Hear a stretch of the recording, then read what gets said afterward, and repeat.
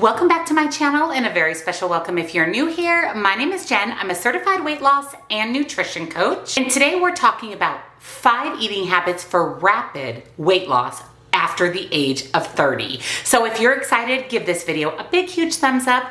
Make sure you're subscribed and your bell notification is turned on because I upload new videos every Tuesday and Thursday. Don't forget to check out the description box down below where you will find nutrition coaching. I highly recommend personalized macros and calories. This is how I myself have lost and maintained 140-pound weight loss, as well as one-on-one coaching if you would like to chat with me directly or if you just need a little bit of extra accountability. Links and discounts to my favorite healthy things are also down in that description box. So let's jump into the 5 eating habits you need to rapidly lose weight after the age of 30.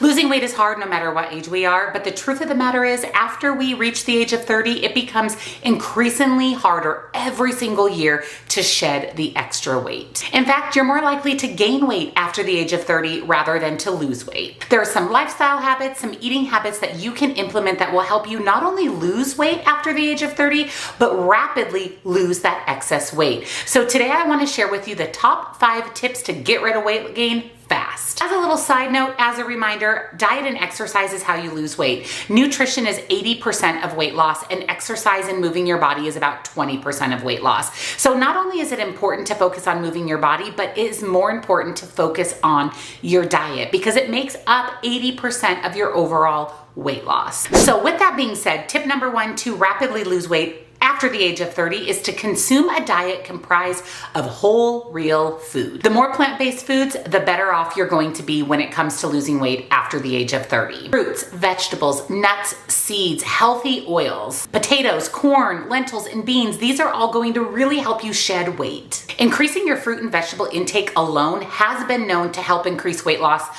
in women, especially after the age of 30. It's pretty simple to add a few extra servings of vegetables or fruit to your day. Not only are they packed with fiber, but they also help keep you full and satisfied. And choosing a dessert or sweet treat comprised of berry is one of the healthiest desserts you can choose. You should also focus on eating a lot of lean protein, chicken, turkey, fish, and eggs. This will not only help keep you full throughout the day, but you're a lot less likely to reach for junk food in the evening if you comprise your day of whole real food and really focus on getting in enough protein.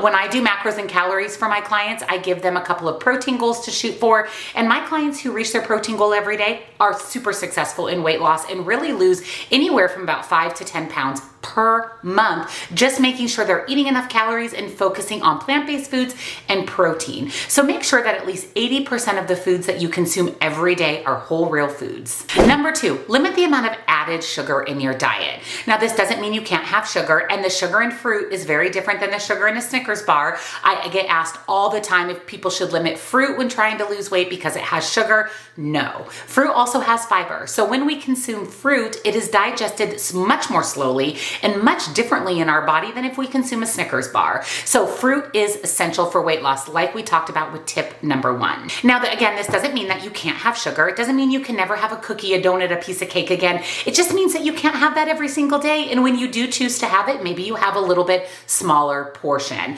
We don't want to restrict or eliminate any foods, including sugar, or any food groups, including fast-acting carbohydrates. We just want to limit the amount that we consume while shedding weight. Now, number 3 is really, really important. And this is something that I really reiterate with my coaching clients, and that is to make sure that you eat enough throughout the day. You should not be eating 1, 2, or even 3 meals in a day. You should be eating between 4 and 6 meals per day, and you should be eating on a very regular basis, about every 2 to 3 hours. The main reason for this is to keep your metabolism fired and stoked and going and burning throughout the day.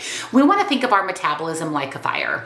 If we don't continue to add wood and stoke that fire, eventually it's going to dwindle out completely. That exact thing is going to happen with your metabolism. And the only way to constantly stoke the fire, stoke your metabolism, is to feed it, add fuel to the fire. And that is why it's recommended to eat every 2 to 3 hours throughout the day. Again, 4 to 6 meals meals. I myself typically eat between 6 and 8 meals every single day. And you also need to make sure that you're eating enough at the right times throughout the day. You should be having a pretty large breakfast. That is the breaking of your fast from sleeping. You should also have at least 20 grams or more of protein in your breakfast.